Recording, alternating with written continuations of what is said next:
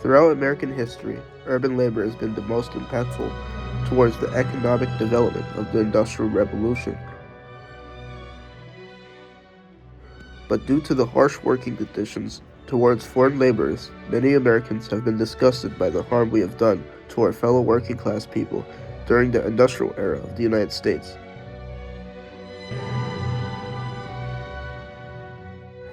These examples show the damages we have left in the past, which will never be forgotten, since these people have dedicated their lives to making a greater economy for this country and should be viewed as veterans.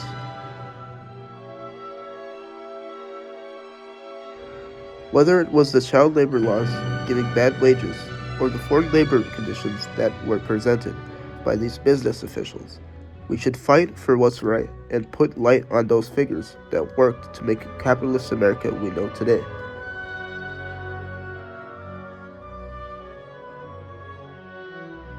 But before we get into the impacts of industrialization towards foreign laborers, we first need to know the context to further understand how the revolution began. Before industry began to rise in the United States, the Jefferson Dream was a reality. The Agrarian era was one of the most impactful events that began the growth of food for Americans. This era also introduced hard labor work throughout history. Slave labor was introduced in American markets by providing white men with workers for their agricultural farms and gardens. Cotton and sugar plantations were systems that slaves were forced to work on for white settlers.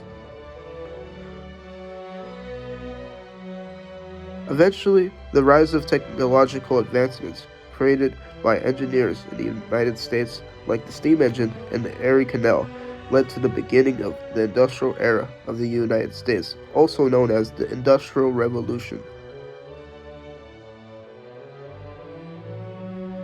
During these times, many immigrants arrived from Southern and Eastern Europe in search of opportunities in America, like in search of work, to escape poverty, or to spread cultural ideas to Americans across the nation.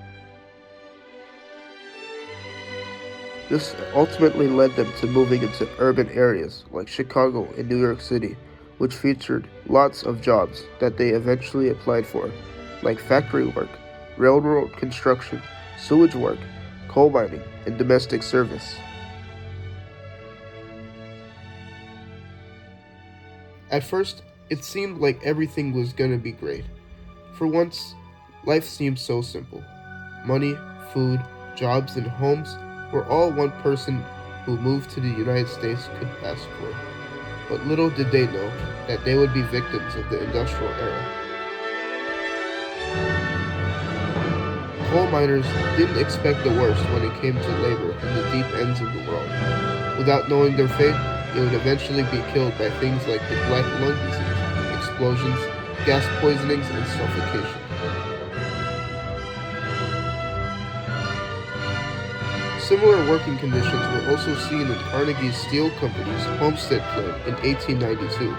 Workers would work for 12 hours in extreme heat with high accidental rates of death with low wages.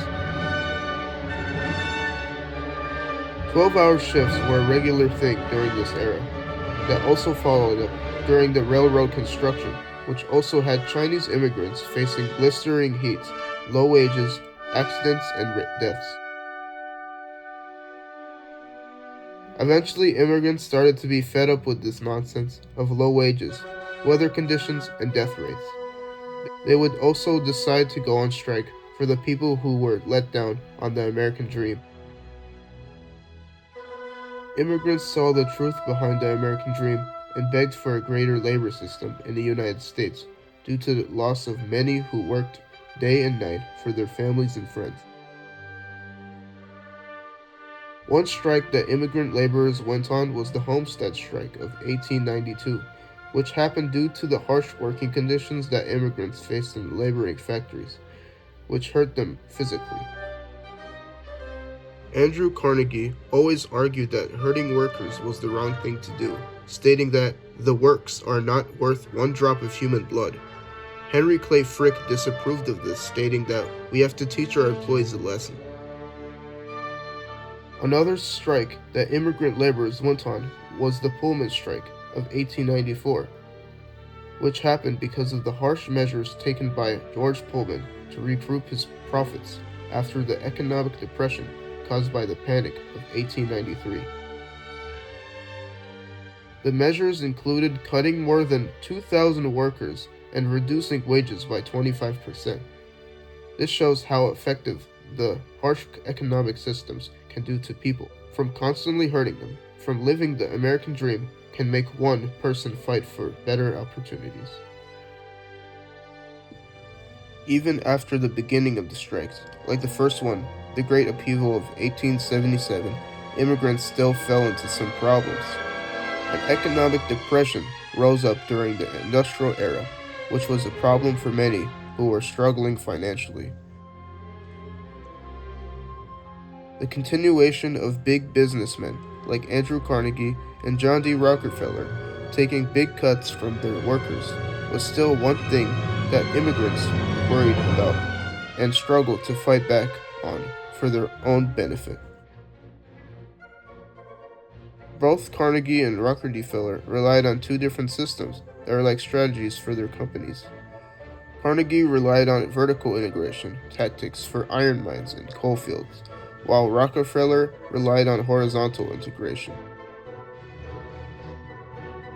The selfish desires of big businessmen like Rockefeller have always been the usual when it comes to industrialization. John D. Rockefeller has once stated that singleness of purpose is one of the chief essentials for success in life, no matter what may be one's aim. The impacts and actions from these businessmen have made work for immigrant laborers hard for them to work around. This era shaped the way businessmen think about the way to run their businesses by changing their thought process on salary for everyone instead of being thoughtful of the workers. After the industrial era, things began to look great for immigrants who were in need of help, like the establishment of labor rights in the 1930s and the establishment of the National Labor Union, ending in 1873 after the Panic of 1873. Even strikes like the Newsies strike of 1899 would eventually be resolved when Hearst and Pulitzer agreed to keep the price of papers at 60 cents per hundred, but promised to buy back all unsold papers. This crucial compromise also allowed the newsboys, who had effectively halted sales, to return to work on August 2, 1899.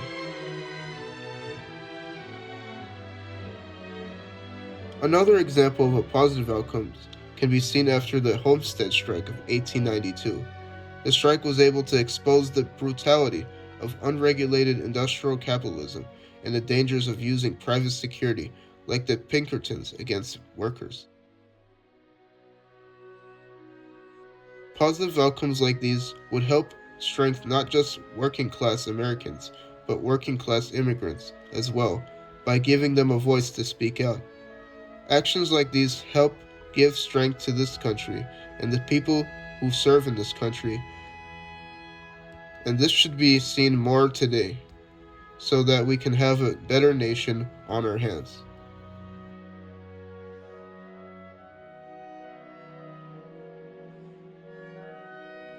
Today, people have the ability to fight back stronger than ever because of these brave immigrants who fought for their rights in the workforce. These people allowed many future protests like the actors' strike and the healthcare strike to happen due to the strength of their voices.